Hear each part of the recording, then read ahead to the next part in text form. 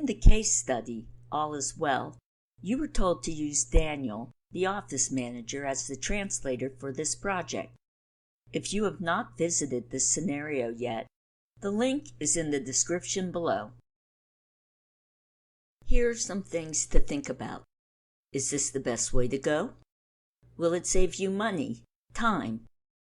Can he do as good a job as a professional translator? You might want to discuss these questions with others, either in the comments below or on my Facebook page. You'll find the link below. When friends ask me what I do for a living, and I say technical writing, instructional design, and translation management, it is inevitable that one of them will come back to me a short time later asking if I can employ a friend as a translator. How would you answer this? Ask for name and email? I don't need French right now. Ask for qualifications? As before, you might want to discuss this. There is no wrong answer, but being qualified to translate is vital. Is it enough that they are fluent in a specific language? According to Kristina Johnson at ICDTranslation, translation is not simply rendering a text from one language into another. It involves taking into account context, cultural nuances, industry vocabulary, project deadlines, and much more. You'll find a link to her article below. Here is the list of items from All Is Well that we identified earlier as requiring translation. You'll find them in the description below. I have also collected a list of duties and skills from various job postings that require a translator. As you can see, it is quite extensive. We will go through the items one by one from All Is Well to see how these skills apply. An understanding of grammar, spelling, and punctuation applies primarily to narration, on-screen text, text embedded in graphics, and videos. Poor skills in this area can lead to serious miscommunication. Accuracy and attention to detail is an important skill in any job and applies to every piece of the translation. Specific software knowledge refers to working knowledge of any software the materials reside in. It can include software like MS Word, PowerPoint, products in the Adobe Creative Suite, e-learning software like Articulate products or Captivate, and a multitude of video editors.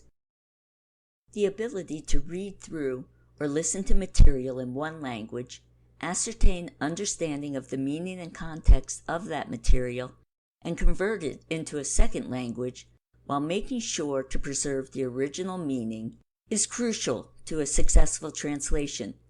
Google Translation fails if you don't believe me. Identifying terms and jargon that require translation to a specific term and assembling these words in a glossary is important for ensuring terminology is consistent and used correctly. Not only do you need to translate the subtitles, but you also need to integrate them into the software.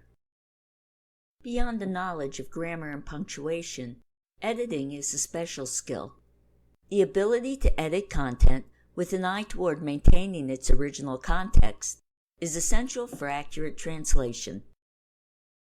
There are many specific content editing tools out there such as Grammarly, but you can also use track changes in Word or other project management or file sharing tools that allow everyone in the process to see, comment on, and approve the content.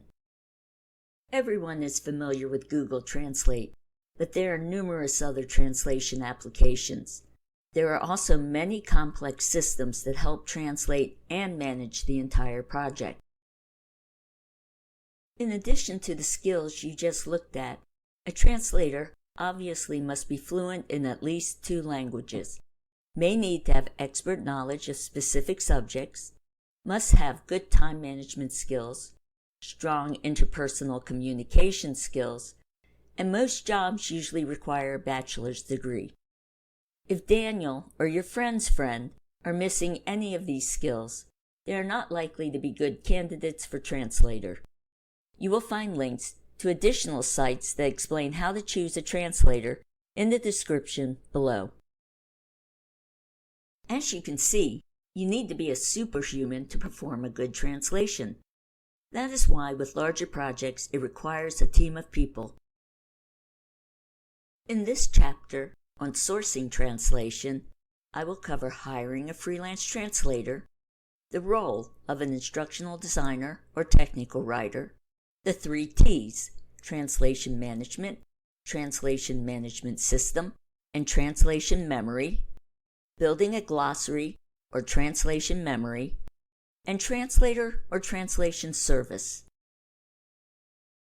Stay tuned for the next video in the series, Hiring a Translator. Thanks for watching.